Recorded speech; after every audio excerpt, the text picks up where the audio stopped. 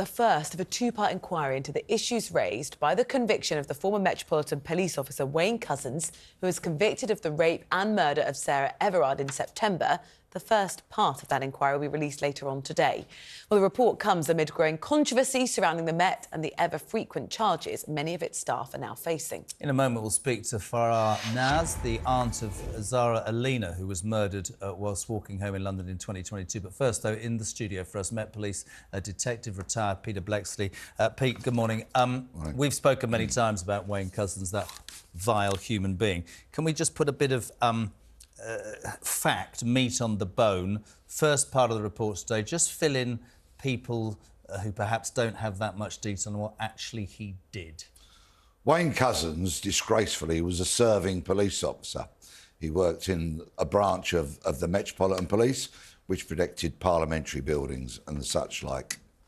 Whilst off duty, he approached Sarah Everard, who was walking home, having been at a friend's house one night near Clapham Common in South London.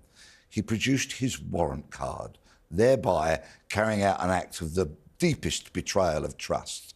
And he took Sarah into his car, kidnapped her, raped her, murdered her and tried to burn her body.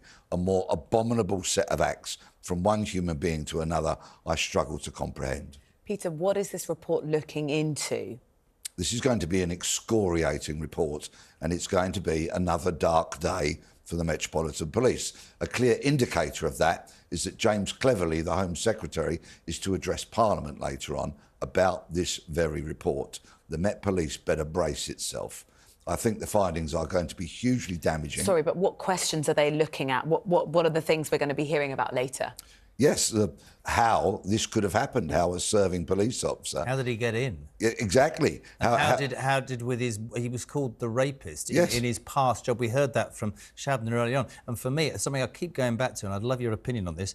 This system within the Met Police that you know, if you do something wrong, you go before a board or whatever, and it's made up of your colleagues and people you work with, marking your own homework. It's extraordinary, Pete. Well, it will be. At the moment, there's an independent legal chair that covers gross misconduct meetings.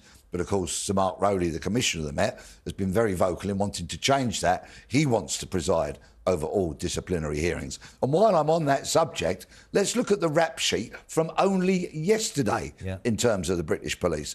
A police officer from Greater Manchester convicted of indecently assaulting a 6-year-old girl, and a Metropolitan police officer dismissed because of gross misconduct. He sent vile and abusive, misogynistic and racist messages to a woman that he knew. Do you understand why people have lost faith in the police? Oh, entirely. And, of course, it goes much deeper than that. Women especially, I think. Yes, of course, and it's utterly understandable. And whilst I'll give a slither of credit to the Met, they've got more officers trying to root out these bad people. Rowley has nailed his colours to mast, saying he will not rest in that regard. But there is clearly so much work to be done. Meanwhile, the basic police work is not being done to the standard the public should have. Absolutely.